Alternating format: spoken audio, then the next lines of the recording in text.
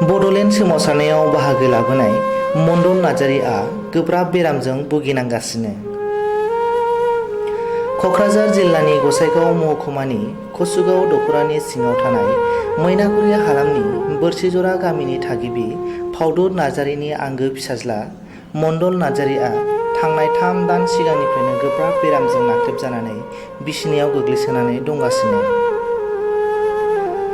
नख'रनि सोद्रोमाफोरा फोरमायनाय बायदिब्ला थांनाय बोसोरावबो बे एखे दानावनो एखे बेरामजों मनदल नार्जारिया भुगिनांनो गोनां जादोंमोन।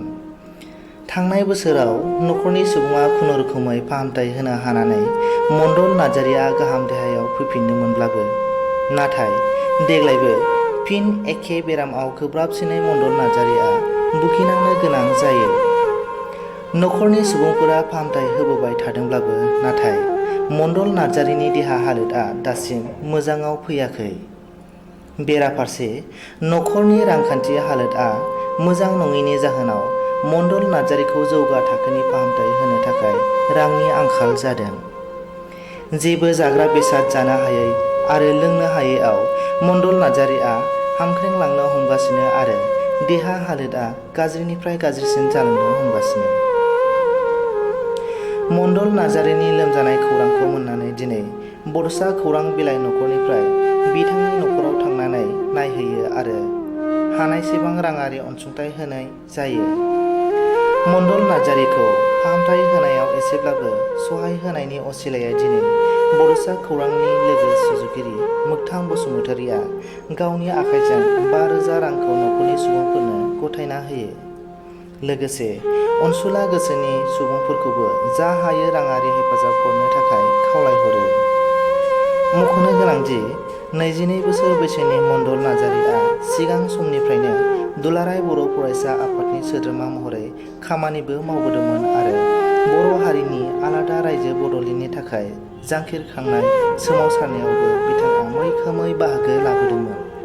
मोजां फाहामथाय होनो हायोब्ला मनदल नार्जारिनि देहाया मोजाङाव फैफिनगोननि मिजिं लानानै नख'राव रां रुफा आंखालजों नुजाथिनो गोनां जानायलाय नख'रनि सोद्रोमाफोरा दुलाराय रायजो राजाफोरनिफ्राय जा हायो राङारि अनसुंथाइ हास्थायदों।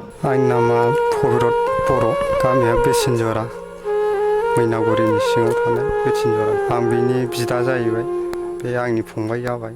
लोमजानायाथ' 3 माससो जाबाय आरो ट्रिटमेन्टआ लानाया लादोंमोन बे कुसुगावआवसो फार्मासियाव।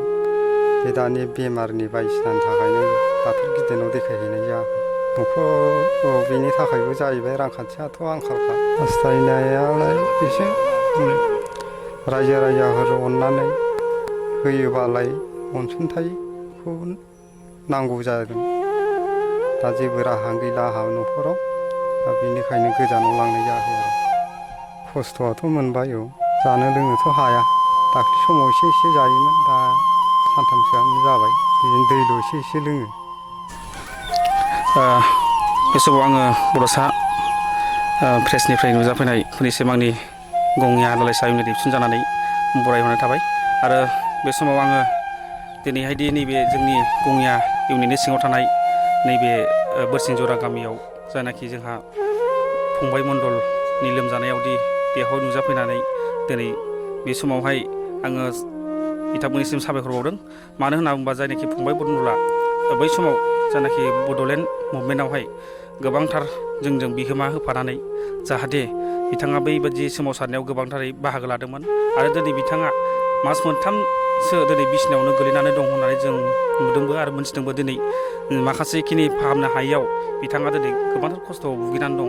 दा बिनि थाखायनो आं सानो जाहाथे जों बे फंबायनि देहाखौ मोजाङै लाखिनो हायोबा जाहाथे जोंनि ओनसोलावहाय जाहाथे फंबायाबो बैफोरबादि मावलांनायाव जाहाथे आरोबाव जगदान होफिननो हायो, आङो बेखौ गंया दालायसा इउनिट एबसुन जानानै खावलायहरदों।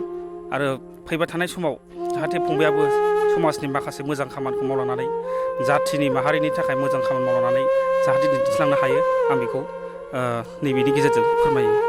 बेमार जानानै थानाय फंबाय मनदला जेब्लानाखि बड'लेण्ड मुभमेन्टआव मोनसे समाव बाहागो लादोंमोन, बिथाङा बै समावहाय गावनि खानायखौ हजानानै दिनैहाय गोबांथार बेफोरबायदि सोमावसारनायाव बाहागो लानानै दिनै बे फंबाया दिनै गावनि माखासे देहानि अस्थायाव दिनै गोग्लैसोनानै दं जाहाथे बेफोरखौ जोङो बर' माहारि जानानै आरो जोंनि नैबे समावहाय बिथांनो जाहाथे फंबायनो जाहाथे जों गोबांथारै अनसुंथाइखौ होनानै जाहाथे फंबायनि देहाखौ मोजाङाव लाबोनो हायो आं बेखौ बिनि गेजेरजों खावलायनाय थाबाय।